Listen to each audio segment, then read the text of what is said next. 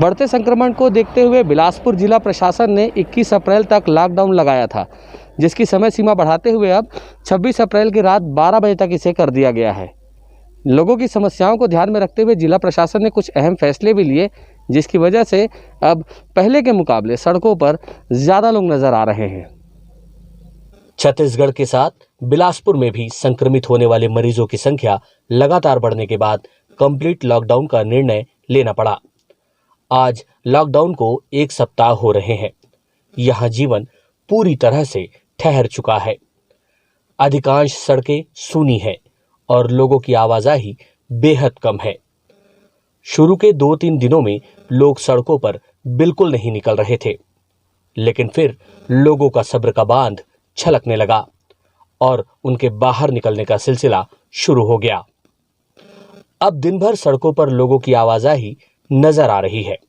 हालांकि सड़क पर निकलने वाले लोगों की भी अपनी ही दलीलें और वजह है, लेकिन जिला प्रशासन बार बार लोगों को घरों में रहने की हिदायत दे रहा है ताकि वे संक्रमित होने से बच सके, क्योंकि कोरोना की दूसरी लहर बेहद खतरनाक है और इसमें जहां अधिक संख्या में लोग संक्रमित हो रहे हैं, तो वहीं संक्रमित होने वालों की बड़ी तेजी से मौत भी हो रही है।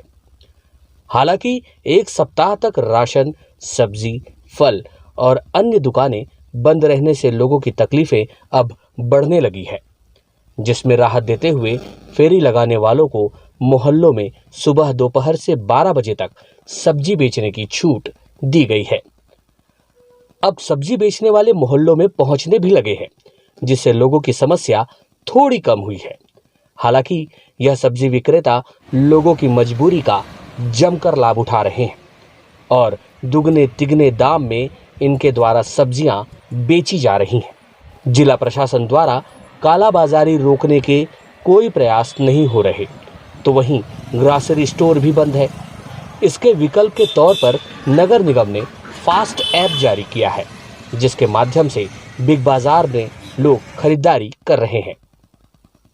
लेकिन बिग बाजार भी लोगों का दोहन करने में पीछे नहीं है और डिस्प्ले में केवल महंगे प्रोडक्ट ही प्रदर्शित किए जा रहे हैं, लेकिन मजबूरी में लोग इन्हें खरीदकर अपना जीवन यापन कर रहे हैं।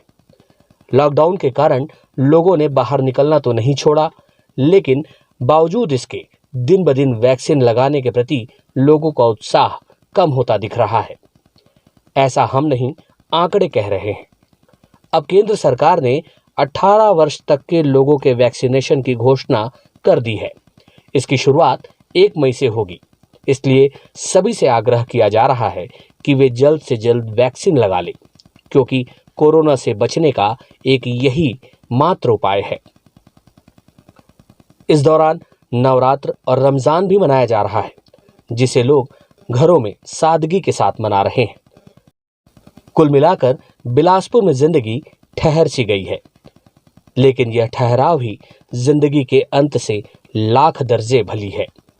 यही कारण है कि समझदार लोग घर से बाहर नहीं निकलने में ही अपनी भलाई समझ रहे हैं। 14 अप्रैल को बिलासपुर में लॉकडाउन शुरू हुआ था, जो 21 अप्रैल तक चलना था। हालांकि अब इसे 5 दिन और बढ़ा दिया गया है और 26 तारीख तक अब बिलासपुर में लॉकडाउन रहेगा, लेकिन इसमें कुछ छूट दी गई है। और अब जो होम टू डोर जो राशन की सामानें हैं, सब्जी है, फल है, वो देने की व्यवस्था की गई है, जो आज से प्रारंभ हो गया है।